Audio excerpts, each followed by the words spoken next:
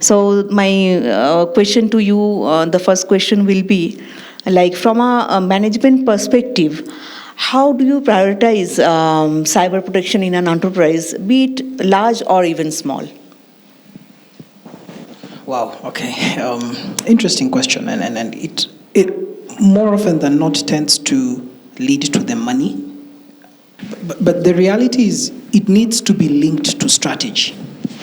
Every investment has to be linked to the strategic objective.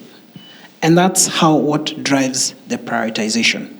So that's the first thing that you have to ask ourselves, where are we going? Are we going to implement products that are going to be internet facing? Are we going to implement products that are going to be on mobile? Are we going to implement products that are going to be cloud? Are we going to start building things on what we call DevSecOps? And that's a whole different perspective. So the strategy helps you prioritize. And then the second thing, once you put in and you start implementing the information security program and the cybersecurity program, you have to be driven by metrics. You have to look at, once you've implemented the tools, where am I being attacked the most? If a significant proportion of the attacks are coming through phishing emails, then you need to ramp up your protection against phishing emails. If you are exposed to denial of service attacks, you need to ramp up your denial of service attacks. If you're exposed to something we've been discussing of late called air gap, we have brilliant systems that automatically back up our systems. So you have the primary site, and the moment a transaction is posted on the primary site, it's immediately replicated to the secondary site. So what does that mean? The moment a malware is injected in the primary site, it's taken to the secondary site. So you need to think about air gap solutions. So the two key things are strategy and then having a data-driven approach based on statistics to drive where your resources are going to be applied. Yeah, so as you say, it is really interesting, and the way you touch the base, it is very clear for anyone, layman like us.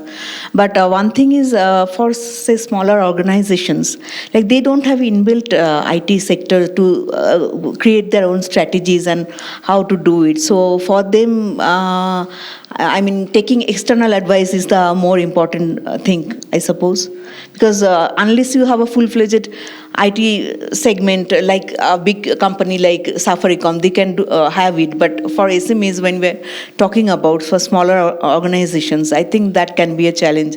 So, actually, it's true, and the beauty about these days is there are solutions for everyone, just like what Tony was saying, and 10 years ago, I can't say it now. 10 years ago, I used to tell people in such settings that the future is cloudy, because the future is cloud. But right now, cloud is here. So even these small organizations, there are always solutions that are fit for purpose, and there's always reliance. These days, there's something called, we used to say there's always infrastructure as a service, there is software as a service, there is security as a service. You can have it dealt with at a reasonable price, at an acceptable price externally. If you're using cloud, there is what we call shared responsibility. So you can actually outsource, well, you don't outsource the accountability, but you can outsource the responsibility to other organizations at a smaller price. Remember, the strategy is driven both by scale of the organization, it's a small organization, but also the foresight that you have in terms of growth.